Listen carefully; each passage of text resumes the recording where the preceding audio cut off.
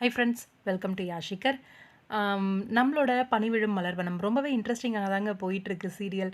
சும்மா சின்ன சின்ன கிளிப்பிங்ஸ், ப்ரமோஸ் பார்க்கும்போதே நல்லா இருக்கே சீரியல் அப்படிங்கிற மாதிரி தான் இருந்துச்சு. எஸ், அனுபமாவோட மேரேஜ் வந்து போலீஸ்கார் வந்து ரொம்பவே பெரிய மனசோட நிறுத்துவார் அப்படின்னு சொல்லி நான் எதிர்பார்க்கவே இல்லை.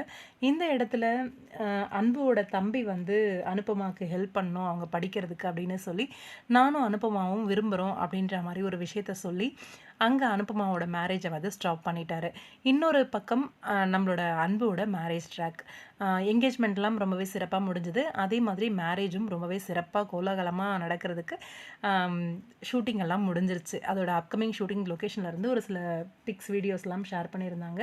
நம்மளோட அன்பு அவங்க மேரேஜ் பண்ணிக்க போகிற அந்த பையன் 2 பேரும் சேர்ந்து டான்ஸ் பண்ணுற மாதிரியான ஒரு சீக்வன்ஸ், அதாவது வரவேற்பு இருக்கும் இல்லையா, அவங்கள மாப்பிள்ளை பொண்ணு வந்து வரவேற்று கூட்டிகிட்டு போவாங்க உள்ள. அப்போ வந்து நல்ல பேண்டெல்லாம் போட்டு டான்ஸ் எல்லாம் பண்ணுறாங்க ஹீரோயின், ஹீரோ எல்லாருமே. சாரி, ஹீரோ இல்லை, இவர் கிடையாது ஹீரோ, சித்தார்த் தான் ஹீரோ. அவரை எப்படி மேரேஜ் பண்ண போகிறாங்க அப்படிங்கிறது தான் கதை.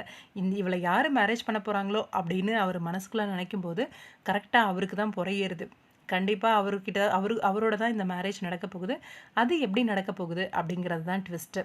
இந்த மேரேஜ் சீக்வன்ஸ்லேயே அந்த மேரேஜ் நடந்துருமா, இல்லை இன்னும் கொஞ்ச நாள் இழுப்பாங்களா அப்படின்னு தெரியலை. ஆனால் மேரேஜ் நடக்க போகுது அப்படிங்கிறது மட்டும் உண்மை. பாப்போம், வெயிட் பண்ணி எப்படி வந்து அன்போட மேரேஜ் நடக்க போகுது அப்படின்ட்டு. உங்களோட கருத்து என்ன அப்படின்னு சொல்லுங்கள்.